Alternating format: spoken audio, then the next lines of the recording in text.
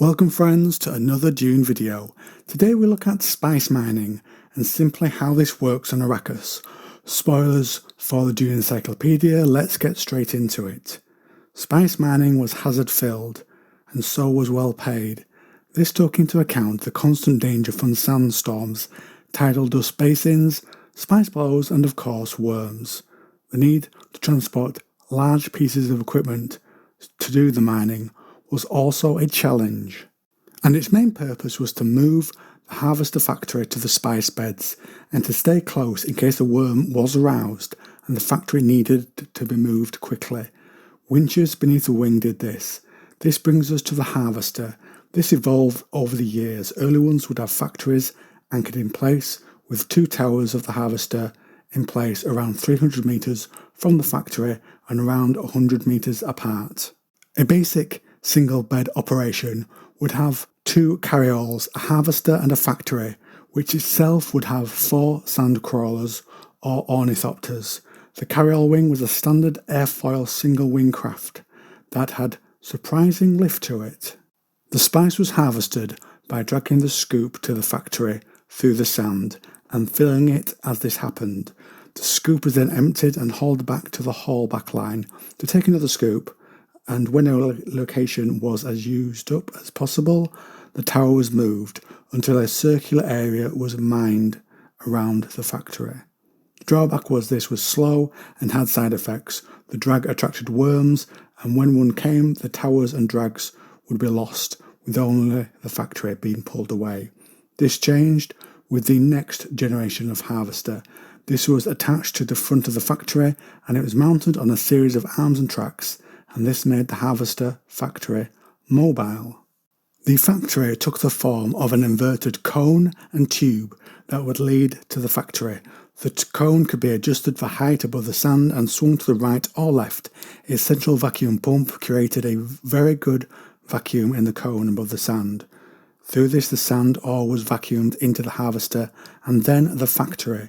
This harvester had the advantage over the first generation in the speed of mining, transport and evacuation.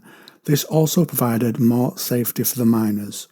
One issue was the vacuum harvester would not work well when the spice was packed into pockets.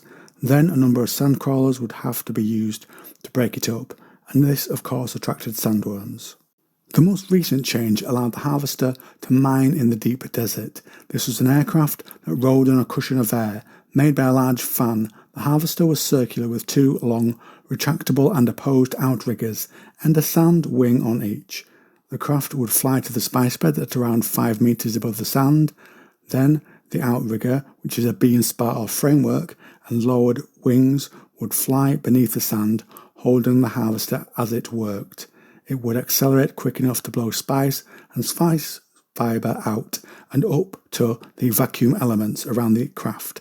Heavier impurities remain on the surface. Once the craft was full, it would then return to the factory. Inside the factory, it would separate spice from its byproducts, and it would then store these products. The ore would enter a shaker blower. Here, heavy elements would be shaken on a nearby conveyor. The spice fibre was blown off and then gathered for processing. The ore would be brought to a second section, a large centrifuge. The lighter spice was isolated and the heavier sand impurities were spun off and rejected through a spout that would be on top of the factory.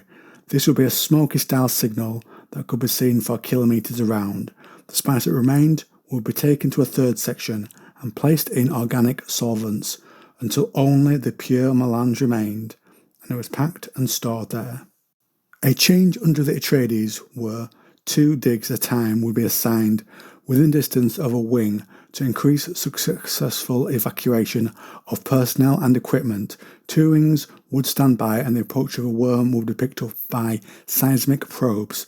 When the worm approached, protocol was the wing moved the equipment and cargo back to a spice centre and storage and to later be put back to work. The role of the sandmaster in this is he would have control of the dig and what it produces, as well as the loss of life and equipment if that also happened. Also, another important part of the process of spice mining is prospecting. It could be done by someone in a sand crawler or on foot. with only a power compass and sync charts to go on. To keep the level of danger low, finds will be done within a certain drive distance of the shield wall. Spice beds could be seen by small changes in sand and texture, depressions in sand flays, and the telltale odour of spice, which you may of course know is cinnamon. If found, a sample is taken and it would then be later tested to see if it is valid. And that is the end of today's video. Drop me a comment down below, especially if you prospected for spice on Arrakis.